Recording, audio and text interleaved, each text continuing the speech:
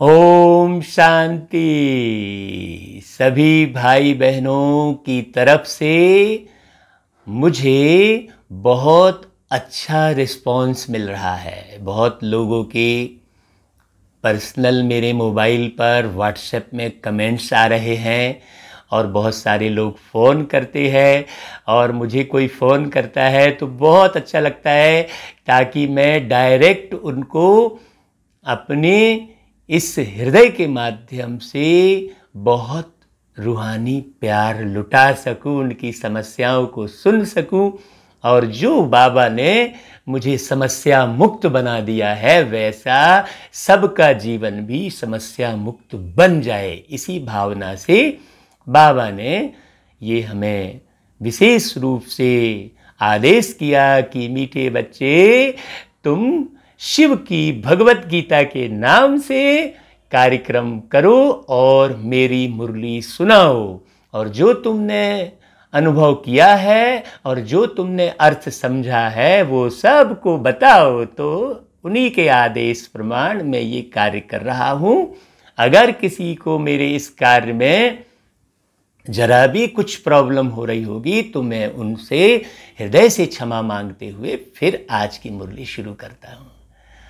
बाबा ने कहा, मीठे बच्चे, देखो पहला शब्द जो मीठे बच्चे है वो आत्मा को एकदम भरपूर कर देता है।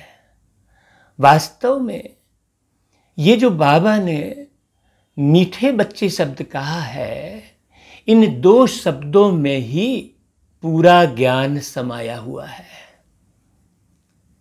बच्चे वो भी मीठे, माने कड़वाहट पूरी खत्म, विषय विकार पूरा समाप्त, मिठास आ गई एकदम से। और बच्चे जो है हर विषय विकारों से बचे हुए रहते हैं। तो बाबा ने आकर हमारी उम्र घटा दी। ये अभी हम इस शरीर के रूप में सोच रहे हैं कि हम 53 साल के हो गए, कि 55 साल के हो गए, कि 60 के हो गए। बाबा के सामने तो हम आत्मा वही नन्हे से प्यारे से बच्चे हैं। तो बाबा कितने प्यार से कहता है, मीठे बच्चे, अपनी सेफ्टी के लिए, अपनी सुरक्षा के लिए विकारों रूपी माया के चंबे से सदा बचकर रहना है। देह अभिमान में कभी नहीं आना है। अब देह अभिमान क्या क्या है ये आगे बाबा मुरली में सुनाएंगे, बहुत ध्यान से सुनना, नहीं तो बहुत लोगों को ये समझ में नहीं आता है कि देह अभिमान क्या है और देही अभिमानी क्या है। जब तक ये समझ में नहीं आएगा तब तक क्लियर नहीं होगा। अब बाबा प्रश्न करते हैं, पुण्य आत्मा बनने के लिए बाप सभी बच्चों को कौन सी मुख्य शिक्षा देते हैं? अब भाई थोड़ा आप अपनी बुद्धि को भी लगाओ। और इतनी सारी मुरलियां आप सब बाबा के बच्चों ने सुनी है, तो बुद्धि लगाओ और अपनी डायरी में नोट कर लेना। हम बाबा को उत्तर बताते हैं। भाई कौन सी मुख्य शिक्षा बाप देते हैं? बाबा कहते, बच्चे, पुण्य आत्मा बनना है तो पहली बात बहुत गौर से सुनना, श्रीमत पर सदा चलते रहो। याद की यात्रा में गफलत नहीं करो। हाँ, निरंतर बुद्धि से बाबा को याद करते रहो और कुछ नहीं। आत्म अभिमानी बनने का पूरा पूरा पुरुषार्थ करो और पूरा पुरुषार्थ करके काम महाशत्रु पर जीत प्राप्त करो। मुख्य शत्रु है काम। काम मतलब केवल वो वासना नहीं, काम मतलब कामनाएं, बहुत सारी कामनाएं रहती है। बाबा को याद करोगे तो बाप विश्व का मालिक है, तो तुम जितनी कामना की हो उससे कई गुना पदम गुना बाबा देता है। इसलिए सब कामना छोड़ दो ना।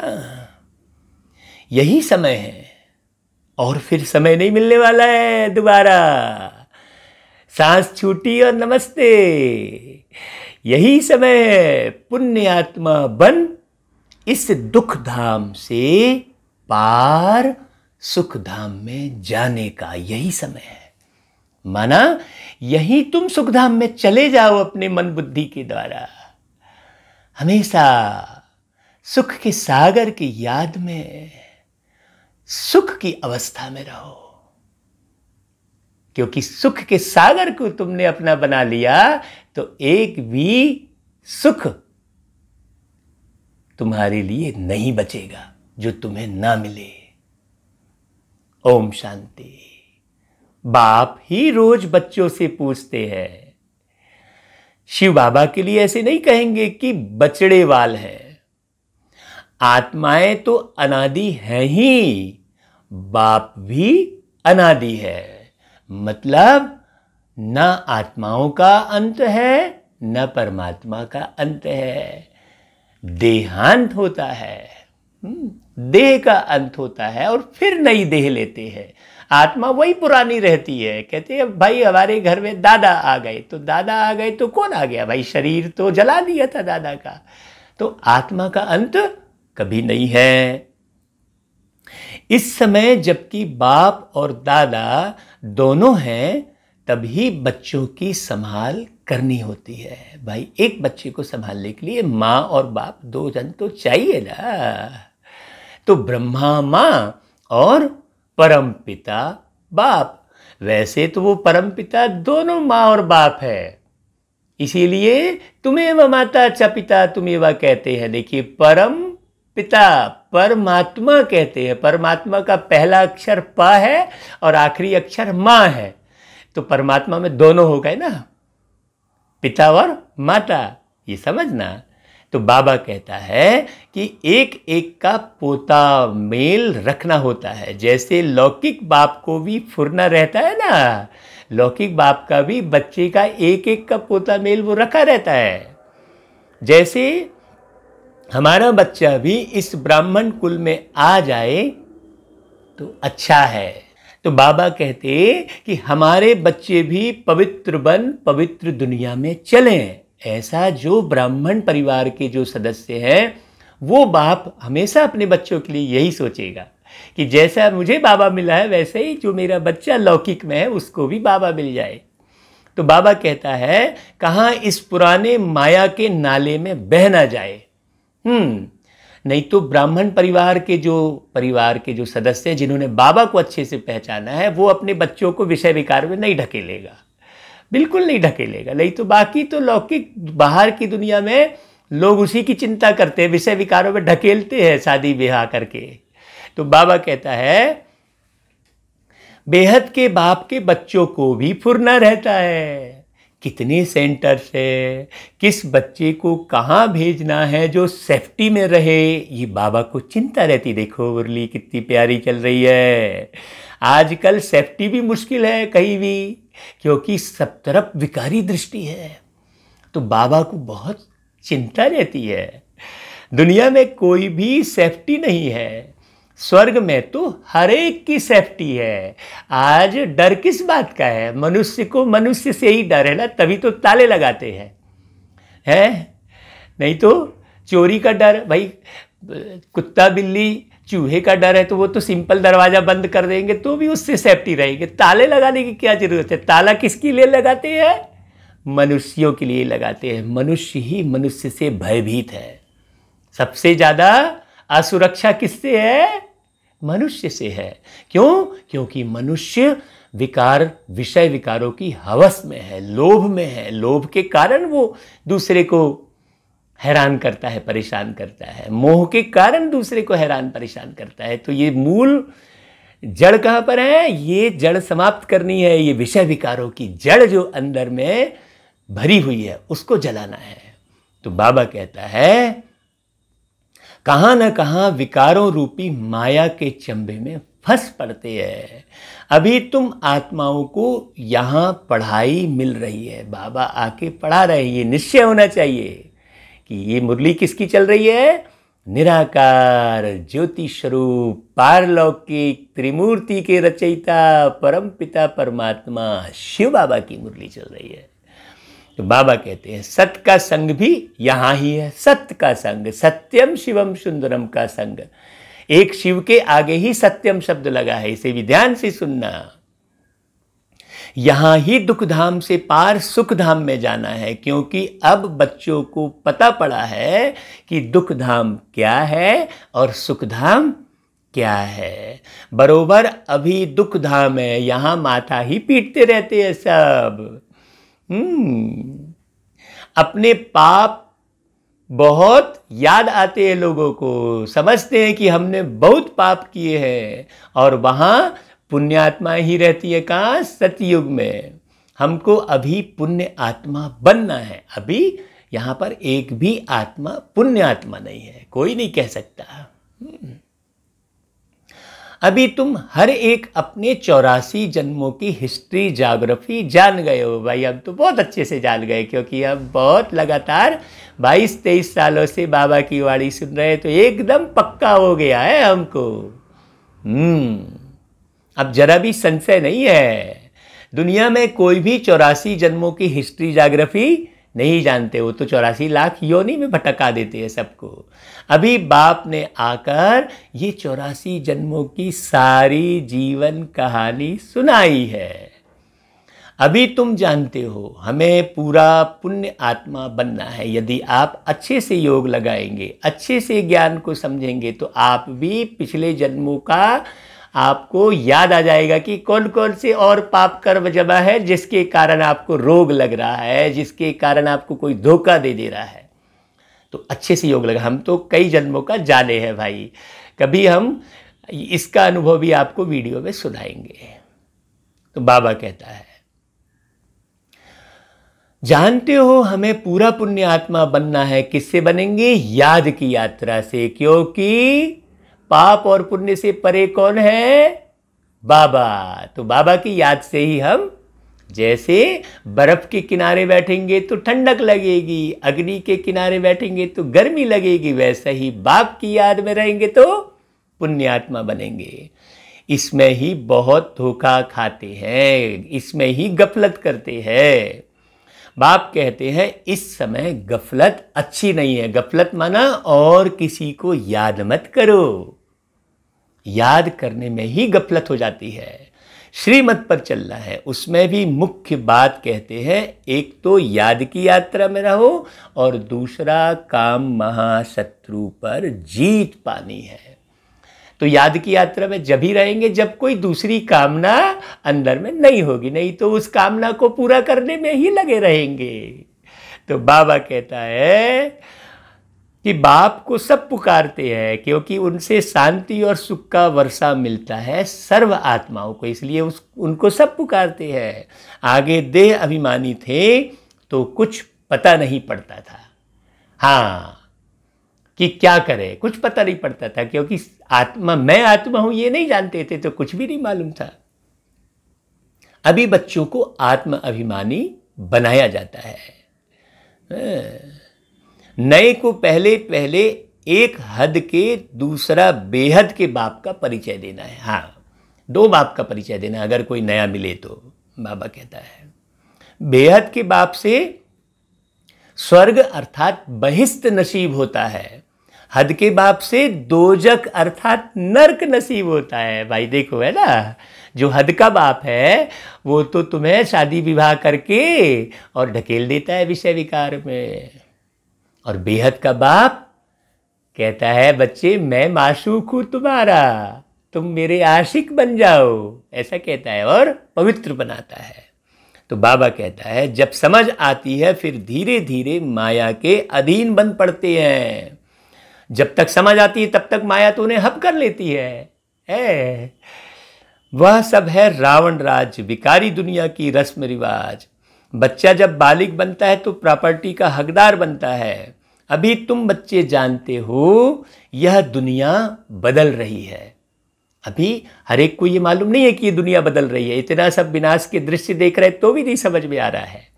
इस पुरानी दुनिया का विनाश हो रहा है धीरे धीरे। देखो, एक गीता में ही विनाश का वर्णन है और कोई शास्त्र में महाभारत महाभारी लड़ाई का वर्णन नहीं है।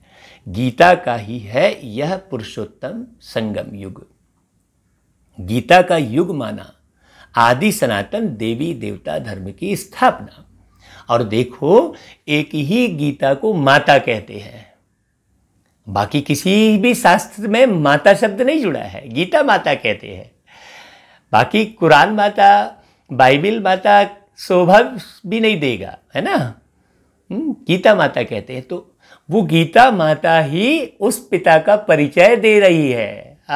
ये गीता का ज्ञान ही पिता का परिचय मिलेगा इस गीता के ज्ञान से। लौकिक दुनिया में भी माँ ही बाप का परिचय देती है बच्चे को कि देखो भाई, ये तुम्हारा बाप है ना। तो यहाँ भी ब्रह्मा कुमारी नारी है और वो माँ है। ब्रह्मा के ज्ञान को धारण करके तपस्या करके अपने में पूरी तरह से समाया है इन ब्रह्मा कुमारियों ने। तो ये ब्रह्मा कुमारी माँ ही उस बाप का सच्चा परिचय देंगी और कोई नहीं दे सकता। तो बाबा कहते हैं गीता का युग है ये। गीता है ही देवी देवता धर्म का शास्त्र। गीता से ही देवी देवता धर्म की स्थापना होती है।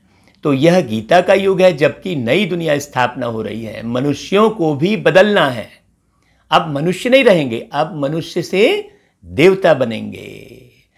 तो नई दुनिया में जरूर दैवी गुणों वाले मनुष्य चाहिए ना। जो अभी दैवी गुण धारण कर लेगा वही देवी दुनिया में उतरेगा, नहीं तो सब वहां पर जाके लटक जाएंगे।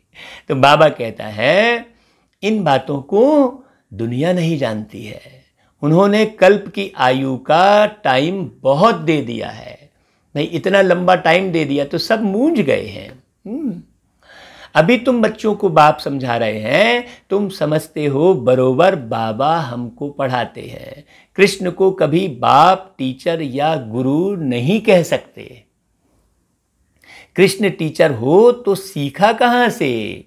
अब भाई कथा में भी कृष्ण जी को सांदीपनी आश्रम में गुरु माँ के यहाँ रहकर पढ़ते हुए दिखाए हैं।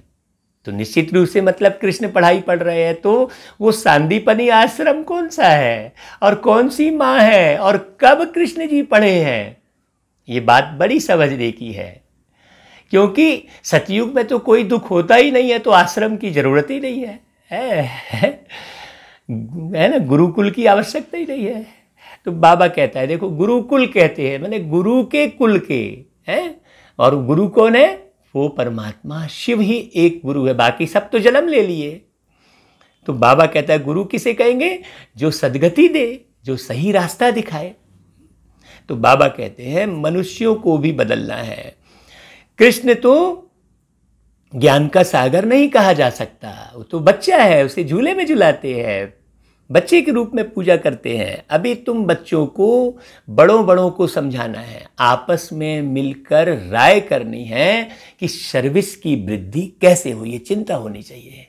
इसलिए हम कभी कभी सम्मेलन तो कभी शिक्षक सम्मेलन ऐसा करते रहते हैं। सारा देश बाबा ने घुमाया, विदेश भी ले गए सेवा में, ना जाने कितने प्रोग्राम बाबा ने करवा दिए। क्यों? क्योंकि बहुत चिंता रहती कि कैसे करके ये ज्ञान लोगों तक पहुंचा दें।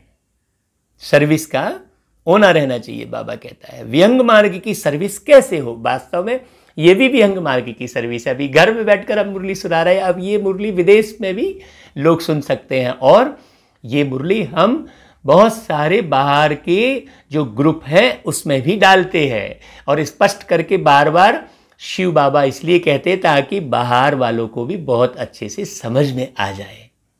केवल ब्राह्मण बच्चों के लिए मुरली चल रही है ऐसा नहीं है। बाबा कहता है ब्रह्मा कुमारियों के लिए जो इतना हंगामा करते हैं, फिर समझेंगे अरे यही ब्रह्मा कुमारी तो सबसे सच्ची है, यही सच्चे है। बाद में समझेंगे, क्योंकि अच्छी चीज बाद में समझ में आती है। जैसे बादाम का पेड़ बहुत देर बाद उगता है, बहुत देर में, बहुत साल लग जाते हैं उसको बड़ा होने में। और बेशरम का झाड़ कहीं भी उग जाता है, हरा भरा दिखने लगता है। तो हमको समझना है, हमको उस हरियाली को समझना है कि ये ओरिजिनल हरियाली है कि डुप्लीकेट है, क्योंकि बेशरम की हरियाली किस काम की है, ऐसा समझना है बहुत अच्छे से। तो बाबा कहता है बाकी दुनिया तो है झूठी, यहाँ तुम हरा भरा समझ रहे हो, यहाँ कुछ हरा भरा नहीं है, झूठी है, इसलिए सच की नैया को हिलाते रहेंगे। हाँ, बार बार तुमको ठोकर मारते रहेंगे। अब हमारे व्हाट्सएप में भी ऐसे कई लोग बोलते हैं कि पाखंडी है, ये है, अरे बोलने वाले बोलते रहेंगे। कहते हैं ना वो, हाथी चले बाजार और कुत्ते लगे हजार। हाथी अपने मस्त में चलता रहता है, कोई कुछ नहीं बिगाड़ पाता, कहते हैं ना, मुहावरा है। तो बाबा कहते हैं तूफान तो आते हैं ना, तुम नैया हो जो पार जाती हो। तुम जानते हो हमको इस मायावी दुनिया से पार जाना है। सबसे पहले नंबर में तूफान आता है किसका? देह अभिमान का, नाम रूप का, इस शरीर का भान आता है, वह है सबसे बुरा। इसने ही सबको पतित बनाया है। तब तो बाप कहते हैं कि काम महाशत्रु है, यह जैसे बहुत तेज तूफान है। बाबा देखो सावधानी देते हैं, शिक्षा तो देते हैं, साथ साथ में सावधानी भी देते हैं कि बच्चे ये सबसे महातूफान है। जैसे तूफान से हम बचते हैं ना, हमको मालूम पड़ता है कि तूफान आने वाला है, साइंस वालों को मालूम पड़ता है तूफान आने वाला है, तो उसका उपाय करते हैं। तो बाबा बार बार आत्मा का तूफान किसको कहते हैं? काम महाशत्रु है ये विषय वासना। कोई तो इन पर जीत पाए हुए भी हैं और गृहस्थ व्यवहार में गए हुए हैं, फिर कोशिश करते हैं बचने की। कुमार कुमारियों के लिए तो बहुत सहज है, इसलिए नाम भी गाया हुआ है कन्हैया, है ना। कन्हैया कुमारों के लिए है। हाँ, बहुत प्यारी बात है। इतनी कन्याएं जरूर शिव बाबा की होंगी, देहधारी कृष्ण की तो इतनी कन्याएं हो ना सके। कहते हैं 16,108 पटरानियाँ, तो एक देहधारी की इतनी सारी पटरानियाँ तो नहीं हो सकती ना। वो विदेही परमात्मा की इतनी सारी आत्माएं पटरानियाँ हैं, इसको समझना अच्छे से। हाँ, तो बाबा कहता है अभी तुम इस पढ़ाई से पट रानी बन रहे हो, इसमें पवित्रता भी मुख्य चाहिए। बाबा कहता है जो पट पर सोता है वो पट रानी, कहने का मतलब है जो सुख सुविधा विलासिता के चंगुल में नहीं फंसता है। ठीक है, जो आपको मिल गया उसका उपयोग कर रहे हैं, लेकिन न्यारे हैं, ये बात समझना है। तो बाबा कहता है कि इसमें पवित्रता मुख्य चाहिए। अपने आप को देखना है कि याद का चार्ट ठीक है। माने मैं याद कर करके बाबा को, क्या बाबा बोले थे भाई, कैसा बोले थे भाई, मैंने उसको धारण किया है कि नहीं किया है, ऐसा याद करो बार बार। बाबा के पास कोई का 5 घंटे का, कोई का 2-3 घंटे का भी चार्ट आता है। कोई तो लिखते ही नहीं है, बहुत कम याद करते हैं। सबकी यात्रा एक रस हो ना सके। हाँ, देखिए वो जैन धर्म में एक आसना, एक जो है तप करते हैं। एक आसना मतलब शरीर को एक आसन में बिठाते हैं। वास्तव में एक आस न रहे मन में, वो सूक्ष्म पुरुषार्थ ये है। बाबा कहता है एक भी आस मन में ना रहे। क्यों? क्योंकि मैं आया हूं ना भाई, सारी तुम्हारी जितनी आशाएं पूरा करने के लिए, तुम क्यों आस मन में रखते हो? तो बाबा कहता है कि अर्जुन ढेर बच्चे वृद्धि को पाएंगे। हर एक को अपना चार्ट देखना है कि मैं कहां तक पद पा सकूंगा, कहां तक खुशी है मेरे अंदर, खुशी गुम तो नहीं हो रही है। हाँ, जरूर गफलत होती है तभी खुशी गुम होती है। अगर किसी का चेहरा मुरझाया हुआ है तो जरूर उसने कहीं ना कहीं गफलत की है, जरूर वो किसी ना किसी विकार के चंगुल में फंसा है। लोभ के, मोह के, क्रोध के, काम वासना के, ईर्ष्या के, द्वेष के, ऐसे कई विकार हैं। और एक विकार के कई कई और संतानें हैं, क्रोध की अलग संतान है। ये बहुत अच्छी क्लास है। हाँ, आप लोग अच्छे से जुड़ो तो लगातार लाइव प्रोग्राम करते रहे। तो बाबा कहता है कितनी खुशी है, हमको सदैव खुशी क्यों नहीं होनी चाहिए, जबकि ऊंच से ऊंच बाप के बने हैं। ड्रामा अनुसार तुमने भक्ति बहुत की है। हाँ भाई, हम अभी इसी जन्म की बता दें, पिछले जन्म का भी तो हमको दिखा दिया है बाबा ने, बहुत भक्ति करते रहे हैं हम। हाँ, बहुत लगन से आंसू बहा बहा के भक्ति करते थे, तो बाबा हमको मिल गया बहुत अच्छे से, बहुत खुशी है बाबा को पाने की। तो बाबा कहता है भक्तों को फल देने के लिए बाप आया है। कैसा बोल रहा है बाबा, भक्तों को याद करता है। रावण राज्य में तो विकर्म होते ही है, देखो बाबा किसी सलाह माने सहला भी रहा है, अरे बच्चे रावण राज्य में तो विकर्म होते ही है, तुम चलो कोई बात नहीं, मैं बैठा हूं। बाबा कहता है तुम पुरुषार्थ करते हो सतो प्रधान दुनिया में जाने का, जो पूरा पुरुषार्थ नहीं करेंगे तो सतो में आएंगे। देखिए, सतो प्रधान और सतो दोनों में अंतर है ना भाई। सतो प्रधान माना सतयुग, और सतो माना त्रेता युग, और रजो माना द्वापर युग, और तमो माना कलयुग। हाँ, तो अभी तमो से सतो नहीं, तमो से सतो प्रधान बनना है। हाँ, पराकाष्ठा में जाना है, सत्यता की हमेशा आत्माभिमानी स्थिति में रहना है। एक सेकंड भी, सेकंड को मिलियन सेकंड बना दो। तो बाबा कहता है कि सब थोड़ी ही इतना ज्ञान लेंगे, संदेश जरूर सुनेंगे, फिर कहाँ भी होंगे, इसलिए कोने कोने में जाना चाहिए। बाबा कहता है विलायत में भी मिशन जानी चाहिए, जैसे बौद्धियों की, क्रिश्चियन की यहाँ मिशन है ना। तो अब तो बहुत विलायत में हम तो खुद देख के आए, विदेशों में बहुत बेहद सेवा हो रही है भाई। जो बाबा कहता है तुम समझते हो कि हम असल में देवी देवता धर्म के थे। देखो कितना नशा चढ़ता है भाई, हम देवी देवता धर्म के थे। वहां पर कहते हैं कुल देवता, अरे नहीं भाई, कुल देवता नहीं कहेंगे, देवता कुल के हैं, ये उल्टा हो गया है। बोले हमारे कुल देवता ये है, नहीं, सब ने अपने अपने अलग अलग कुल देवता बना लिए, नहीं, हम देवताई कुल के हैं। तो बाबा कहता है अब हिंदू धर्म के बन गए हैं। अब भाई हिंदू धर्म, हिंदुस्तान में रहते इसलिए हिंदू धर्म कहने लग गए। तुम्हारे पास बहुत करके हिंदू धर्म वाले ही आएंगे, बाबा कहता है। हाँ, उनमें भी जो शिव के देवताओं के पुजारी होंगे वह आएंगे। जैसे बाबा ने कहा राजाओं की सेवा करो, वह अक्सर करके देवताओं के पुजारी होते हैं। हाँ, हर राजमहल में मंदिर रहते हैं।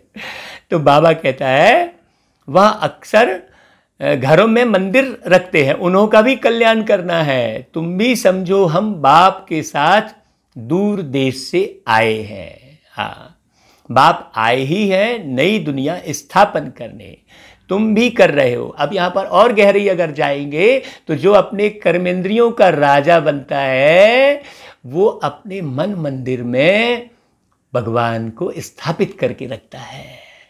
तो राजा अपने घर में मंदिर बनाते हैं का मतलब हो गया फर्स्ट बिगेस्ट एट होम। समझने की बात है, हर एक बात में लाख लाख बात समाई हुई है। तो बाबा कहता है कि बाप आए ही हैं नई दुनिया स्थापन करने। अब कौन ऐसा बोलेगा कि भाई नई दुनिया स्थापन करने आए? ये बात जो चल रही है इससे स्पष्ट हो रहा है कि भगवान ही आके बोल रहा है। तो बाबा कहता है तुम भी कर रहे हो, बाप करवा रहा है और तुम कर रहे हो। इस नशे में नहीं आ जाना कि मैं कर रहा हूं, नहीं, बाप करवा रहा है तो हम कर रहे हैं। तो बाबा कहता है जो स्थापना करेंगे वह पालना भी करेंगे। हाँ, जो खूब ज्यादा बाबा की सेवा में लगा रहेगा वो फिर पालना भी करेगा। बाबा कहता है अंदर में नशा रहना चाहिए। हम शिव बाबा के साथ आए हैं देवी राज्य स्थापन करने, सारे विश्व को स्वर्ग बनाने।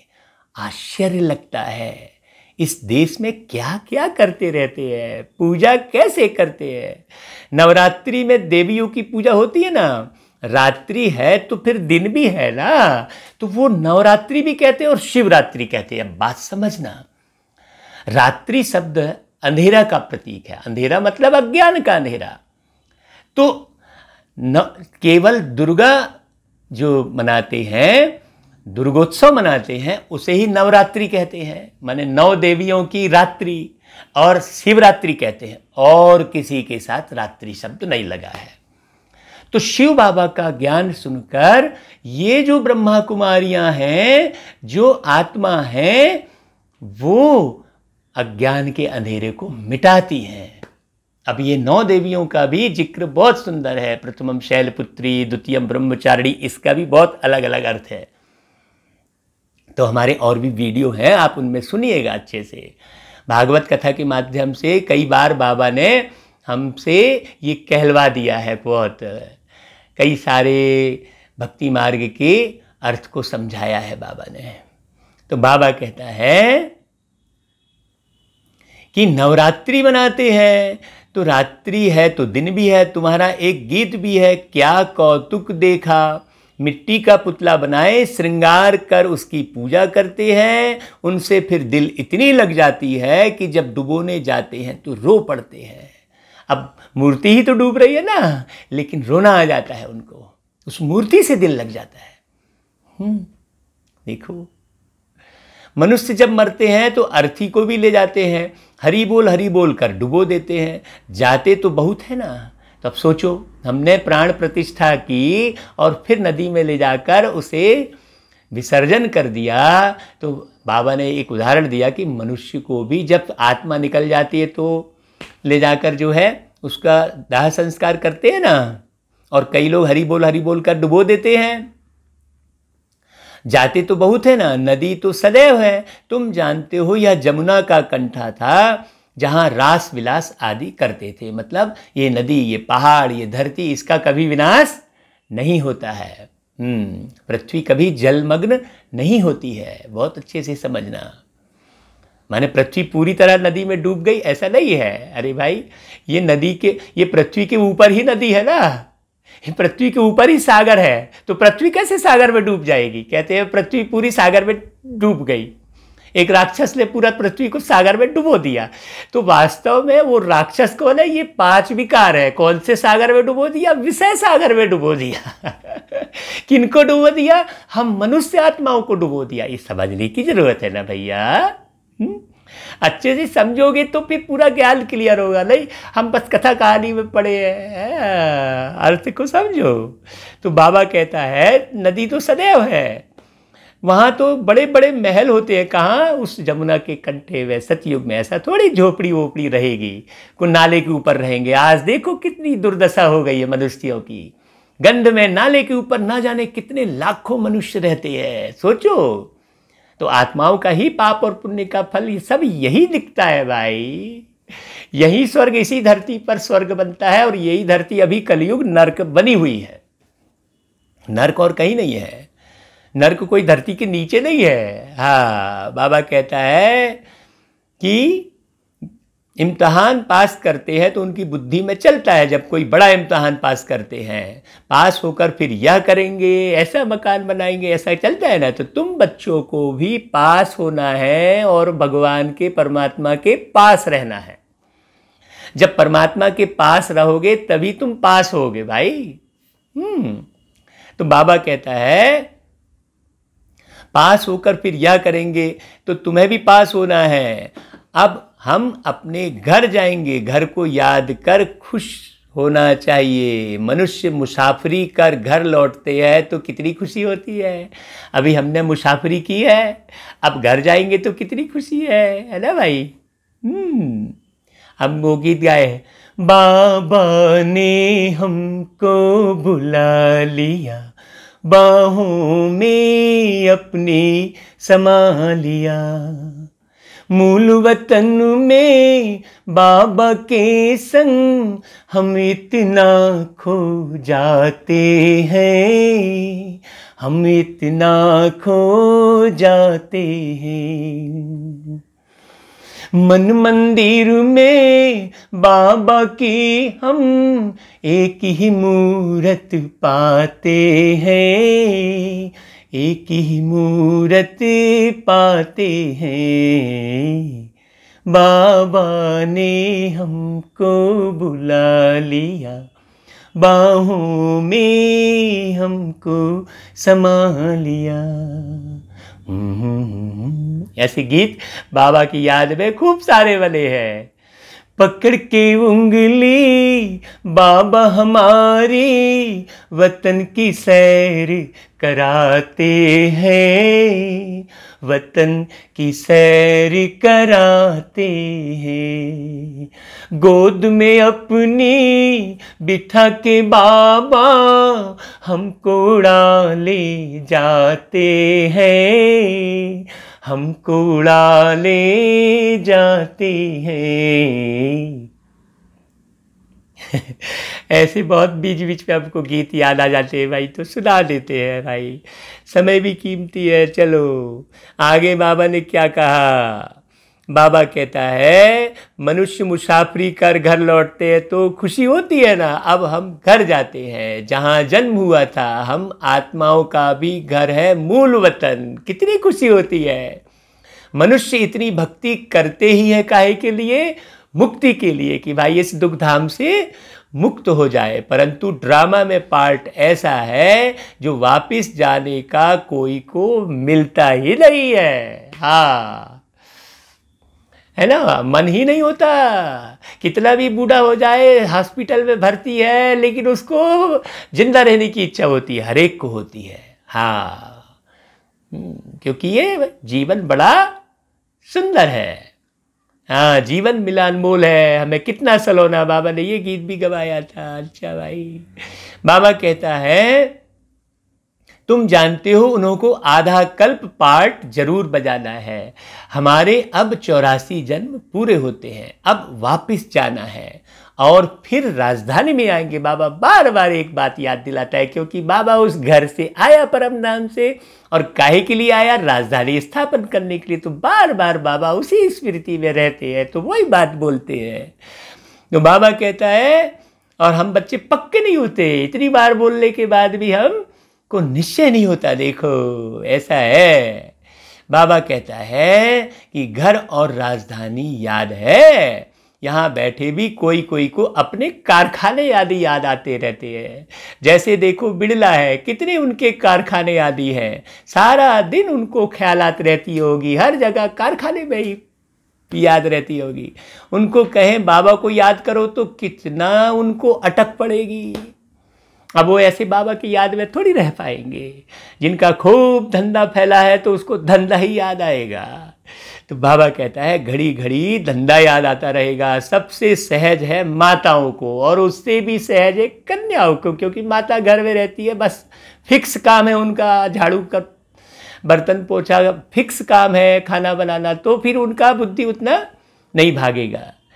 हाँ, कन्याओं को और बढ़िया, किसी से कनेक्टेड है ही नहीं तो उनको और अच्छी याद आएगी। ऐसा बाबा उदाहरण देता है। जीते जी मरना है, सारी दुनिया को भूल जाना है।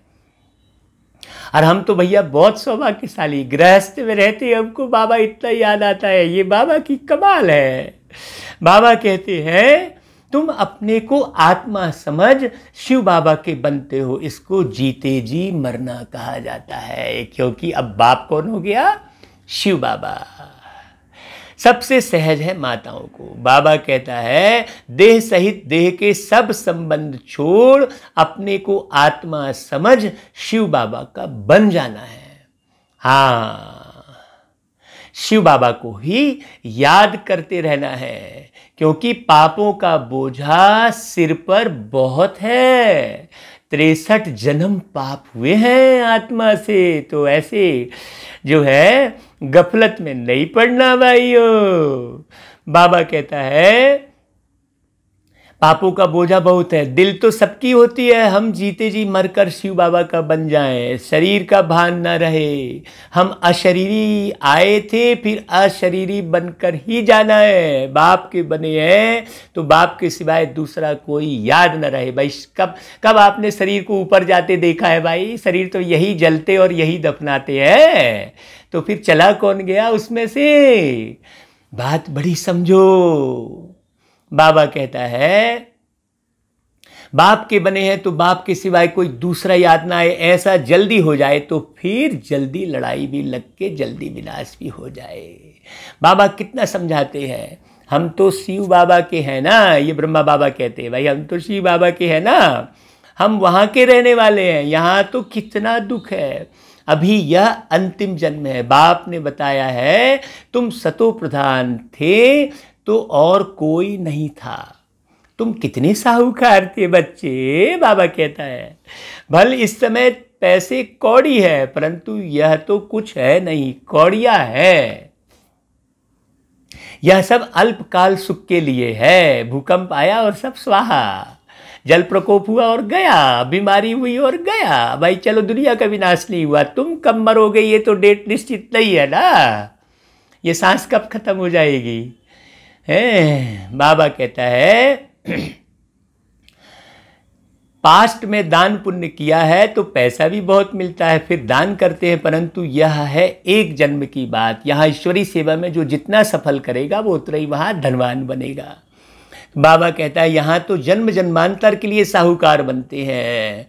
जितना बड़ा कहावना उतना बड़ा दुख पाना। जिनको बहुत धन है वह फिर बहुत फंसे हुए हैं, रातों की नींद फिट जाती है। अब तो बाबा की याद की और कब नींद आती पता ही नहीं चलता है भाई। कभी ठहर न सके वो यहाँ, कोई साधारण गरीब ही सरेंडर होंगे, साहूकार कभी नहीं होंगे। वह कमाते ही है पुत्र पोत्रों के लिए, हमारा कुल चलता रहे। अरे मर गए तो क्या मालूम है भाई कि तुम्हारा बेटा क्या कर रहा है, इतना तो समझो। काहे इतना बेटे बेटियों और पोत्रों पोत्रियों के लिए इतना धन जमा करने के लिए कितने पाप कर्म करते हैं। बाबा कहता है खुद उस घर में नहीं आने वाले हैं, पुत्र पोत्रे आए जिन्होंने अच्छे कर्म किए हैं। हाँ, जो पुत्र पोत्रे हैं जिनको धन मिल रहा है वो अच्छे कर्म किए हैं, वो थोड़ी आने वाले हैं जिन्होंने पाप कर्म करके जमा किए हैं, वो वापस नहीं आने वाले हैं। कितनी गहरी राज की बात बता रहे बाबा। बाबा कहते हैं खुद उस घर में नहीं आने वाले हैं, पुत्र पोत्रे आए जिन्होंने अच्छे कर्म किए हैं। जैसे बहुत दान जो करते हैं तो वह राजा बनते हैं, परंतु एवर हेल्दी तो नहीं है ना। राजाई की तो क्या हुआ, अविनाशी सुख नहीं है भाई। स्वस्थ शरीर भी होना चाहिए ना, केवल धन ही धन रहने से क्या फायदा। आज तो जितने भी धन वाले सब इंजेक्शन कोसते रहते हैं शुगर का और कैंसर की दवाई खाते रहते हैं भैया। सुबह दवाई का नाश्ता, दोपहर दवाई, शाम को दवाई, रात को सोते समय दवाई। बाबा बाबा, दवाइयों से फ्रिज भरा पड़ा रहता है लोगों का। बाबा ने तो हमारे सारी दवाइयों से छुड़ा दिया हमको पूरा ऐसी रूहानी मस्ती भर दी बाबा ने। बाबा कहता है कि यहाँ कदम कदम पर अनेक प्रकार के दुख होते हैं, वहाँ यह सब दुख दूर हो जाते हैं। बाप को पुकारते हैं कि हमारे दुख दूर करो, तो बाबा पूरा ही दुख दूर करेगा ना। ऐसे थोड़ी थोड़ा बहुत दुख दूर कर देगा। बुखार ठीक कर दिया, फिर खांसी हो गई, फिर खांसी ठीक हो गई, फिर उसके बाद कोई बच्चा तकलीफ में पड़ गया, ऐसा होगा क्या? नहीं, ऐसे थोड़ा थोड़ा दुख दूर नहीं करते हैं। बाबा आते हैं तो पूरा ही दुख समाप्त कर देते हैं, समझो अच्छे से। तो बाबा कहता है तुम समझते हो दुख दूर सब होने हैं, सिर्फ बाप को याद करते रहे। सिवाय एक बाप के और कोई से वर्षा नहीं मिल सकता। और इधर इधर गुरुओं के पिछाड़ी मत भागो। बाप सारे विश्व का दुख दूर करते हैं। इस समय तो जानवर आदि भी कितना दुखी है, देखना आप, जानवरों के आंख से भी आंसू बहते दिखते हैं। यह है ही दुखधाम, वहाँ तो जानवर भी बड़े सुखी होते हैं। दुख बढ़ता जाता है, तमो प्रधान बनते जाते हैं। अभी हम संगम युग पर बैठे हैं, वह सब कलयुग में है। यह है पुरुषोत्तम संगम युग। बाबा हमको पुरुषोत्तम बना रहे हैं, हम पुरुषोत्तम है नहीं, बाबा बना रहे हैं पढ़ा पढ़ा के। लाडले बच्चे कह के कितना खूब पढ़ाया बाबा ने। यह याद रहे तो भी खुशी रहे। भगवान पढ़ाते हैं, विश्व का मालिक बनाते हैं, यह भला याद करो। उनके बच्चे भगवान भगवती होने चाहिए ना पढ़ाई से। बाबा पढ़ाएगा तो क्या बनाएगा, भगवान भगवती बनाएंगे ना। इसीलिए सब कृष्ण को भी भगवान, नारायण को भी भगवान कहते हैं, क्योंकि वो पढ़े हैं भगवान के द्वारा। हाँ, ये बात नहीं मालूम कि वो भगवान के द्वारा कब पढ़े हैं, अभी पढ़े हैं। तो बाबा कहता है कि भगवान दुख हरता सुख करता है, तो जरूर दुख में ही आएंगे ना। जब सब दुखी हो जाएंगे, भाई वो बाप भी नीचे कब झुकता है बच्चे को उठाने के लिए? जब बच्चा गिर जाता है धूल में, तब वो बाप बच्चे को उठाकर गोद में बिठाता है, बच्चा रोता रहता है, बाप सहलाता है, ले ले ले ले ले चुप हो जा बच्चे, कहता है ना। तो बाबा भी नीचे धरती पे कब आएगा? जब सर्व आत्माएं पतित हो गई है, गिर गई है, तब बाबा आता है। ये बात नहीं समझते वो लोग कहते हैं नहीं सतयुग में भी भगवान आए, त्रेता में भी आए, द्वापर में भी आए। नहीं भाई, कलयुग में सब आत्माएं पतित हो गई है कि नहीं हो गई है, गिर गई है कि नहीं गिर गई है, आप समझो ना अच्छे से। तो बाबा कहता है कि तुम बच्चे जानते हो, जो रोज पढ़ रहे हैं वो जानते हैं कि बाप हमको राजयोग सिखा रहे हैं, राजा बनने का योग। बाबा कहता है हम पुरुषार्थ कर रहे हैं, इसमें संशय थोड़े ही हो सकता है। देखो हम बीके राजयोग सीख रहे हैं, झूठ थोड़े ही बोलेंगे भाई। आप लोग तो बस सोचो या बाबा वाह बाबा, इधर उधर मत भटको भाई। बाबा कहता है कोई कोई यह संशय आए तो समझना चाहिए भाई, यह तो पढ़ाई है, विनाश सामने खड़ा है। हम हैं संगम युगी ब्राह्मण चोटी, प्रजापिता ब्रह्मा है तो जरूर ब्राह्मण भी होने चाहिए ना। तुमको भी समझाया है तब तो निश्चय किया है।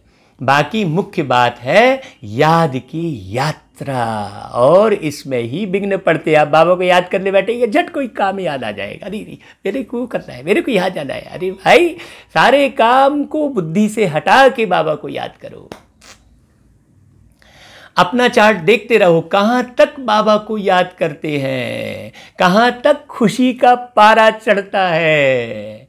यह आंतरिक खुशी रहनी चाहिए, हाँ, कि हमको बागवान पतित पावन का हाथ मिला है। हम शिव बाबा से ब्रह्मा द्वारा हैंडशेक करते हैं। अरे वाह, क्या बात बोलते हैं बाबा। भाई ब्रह्मा बाबा के द्वारा हम शिव बाबा से हैंडशेक करते हैं, हाथ मिलाते हैं भाई। हमने तो उनके हाथ की टोली खाई है भाई। अच्छा, फिर बाबा बड़े प्यार से याद प्यार देते हैं, कहते हैं मीठे मीठे सिकी लधे। सिकी लधे का मतलब होता है बिछुड़े हुए, क्योंकि 5000 साल बाद बाबा मूल वतन को छोड़ के ब्रह्मा के तन में आता है। बच्चों को ब्रह्मा की आंख से देखता है तो कितना खुश होता है, कहता है ओ मीठे बच्चे, मेरे सिकी लधे बच्चे। आप वो सीन इमर्ज करो जरा। हम तो 2 जन्मों से बाबा से मिलते आ रहे हैं। बाबा कहता है मीठे मीठे सिकी लधे बच्चों प्रति मात पिता बाप दादा का याद प्यार और गुड मॉर्निंग। और हम रूहानी बच्चों की भी रूहानी मात पिता बाप दादा को याद प्यार, गुड मॉर्निंग और नमस्ते बाबा। अच्छा भाई, फिर धारणा के लिए मुख्य सार। अपने घर और राजधानी को याद कर अपार खुशी में रहना है। बाबा ने पूरे उदाहरण समझाए मुरली में।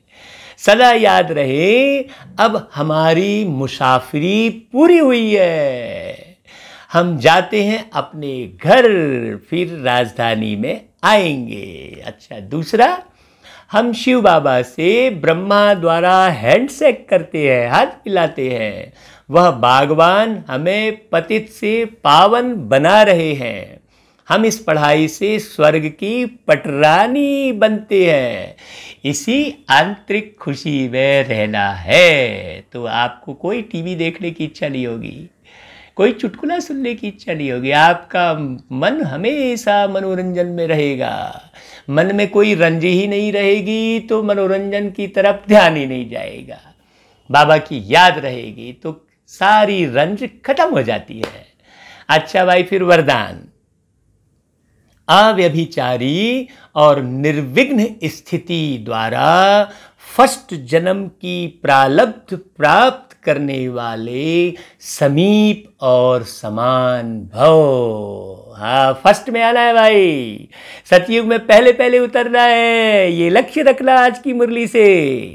बाबा कहता है जो बच्चे यहाँ बाप के गुण और संस्कारों के समीप हैं, सर्व संबंधों से बाप के साथ का वह समानता का अनुभव करते हैं, वही वहाँ रॉयल कुल में फर्स्ट जन्म के संबंध में समीप आते हैं। फर्स्ट में वही आएंगे जो आदि से अब तक अव्यभिचारी और निर्विघ्न रहे हैं। हाँ, सुबह से लेके शाम तक, शाम से लेके सुबह तक निर्विघ्न अव्यभिचारी याद में, एक बाबा की याद, दूसरा कुछ नहीं। बाबा कहता है निर्विघ्न का अर्थ यह नहीं है कि विघ्न आए नहीं, नहीं, विघ्न आएंगे, आपको निर्विघ्न रहना है, वो विघ्न का प्रभाव आपके अंदर नहीं पड़े। लेकिन विघ्न विनाशक व विघ्नों के ऊपर सदा विजयी रहे। यह दोनों बातें यदि आदि से अंत तक ठीक हैं तो फर्स्ट जन्म में साथी बनेंगे। अब भाई फर्स्ट जन्म में साथी बनने का सब मुरली सुनने वाले पुरुषार्थ करेंगे, बिल्कुल पक्की बात है बाबा। अच्छा भाई, फिर स्लोगन, साइलेंस की पावर से, साइलेंस की पावर से नेगेटिव को पॉजिटिव में परिवर्तन करो। हम ऐसी वीडियो और अनुभव के बनाएंगे जो साइलेंस की पावर से हमने नेगेटिव को बहुत पॉजिटिव बनाया है। प्रैक्टिकल अनुभव सुनाएंगे आपको, अनुभव के वीडियो अलग बनाएंगे। उस जो है लिस्ट का नाम ही रहेगा अनुभव ना, उसमें पूरे अनुभव के ही वीडियो रहेंगे। आप लोग बहुत सुनना और ज़्यादा से ज़्यादा बाबा की वाणी को शेयर करना भैया। जितना ज़्यादा शेयर करोगे उतना ही पुण्य बनेगा, उतना ही कमाई जमा होगी, क्योंकि आप देश विदेश की सेवा कर लेते हो इसके माध्यम से। अकेले तो जाकर सुना नहीं सकते, लाखों को कैसे सुनाओगे? तो ये एक बहुत अच्छा माध्यम प्यारे बाबा ने दिया है। तो ज़्यादा से ज़्यादा बाबा की वाणी को शेयर करना ना भूलना भैया। ये नहीं सोचना किसने सुनाई है और कौन से चैनल का है, नहीं, बाबा की वाणी को शेयर करना जो अच्छे से समझाया बाबा ने निमित्त बनाकर। अच्छा भाई, दादी के 3 शब्द निमित्त, निर्मल और निर्माण। बड़ी दादी की पुण्यतिथि आ रही है 25 तारीख की, तो दादी की वाणी का भी वीडियो जरूर आप तक पहुंचाएंगे। अच्छा भाई, ओम शांति।